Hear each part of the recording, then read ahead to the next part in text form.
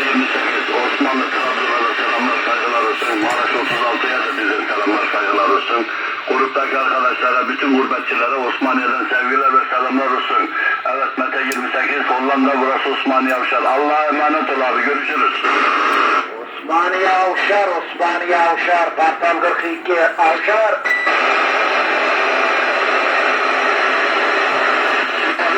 Osmaniye Avşar, Avşar, Kartal 42 Baba Avşar.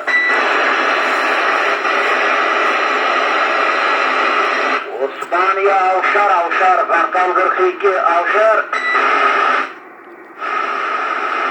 Avşar, Avşar. Avşar dayı duyuyor mu Avşar? Osmaniye Avşar, Kartal 42 Baba. Duydum, Bilal'ı duydum. Bilal'a selamlar saygılar olsun. Bilal beni duyuyor herhalde, yakın şartlar iyi. Osmaniye Avşar duyuyorsan dayı selamünaleyküm. Osmaniye Avşar, Kartal 42.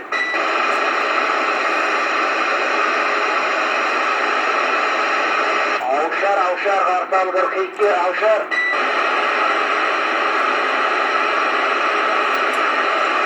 Tabii canım, bunu bilmeyen var mı ya? Bilmeyen var mı?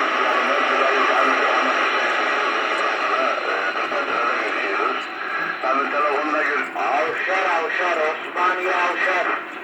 Osmaniye Avşar, Kartal 42, Avşar. Güzel ve selamlar olsun. Allah'a emanet ol. Görüşürüz. Ben de dinlemedeyim abi. Sana ve meşgul etmedim. Tamam.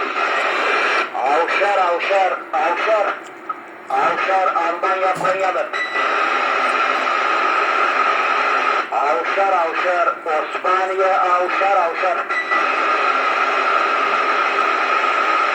Osmaniye Avşar, Osmaniye Avşar. Duyuyor mu beni baba?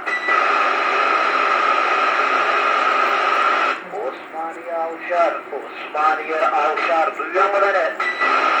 Evet, Kahramanmaraş 36 merkez. Avşar, Avşar, Avşar, Avşar. Gözlerinden öperim. Allah razı olsun bu dileklerinden dolayı. Gerçekten de çoktan beri ben seni bu şekilde duymadım. Sen de herhalde sürpriz oldu. Evet, yakın şartlar demek ki yurt dışı açılacak herhalde. Olur Bilal'ım, görüşürüz. Allah'a emanet ol. Osmaniye'den de sevgiler ve selamlar olsun. Tamam.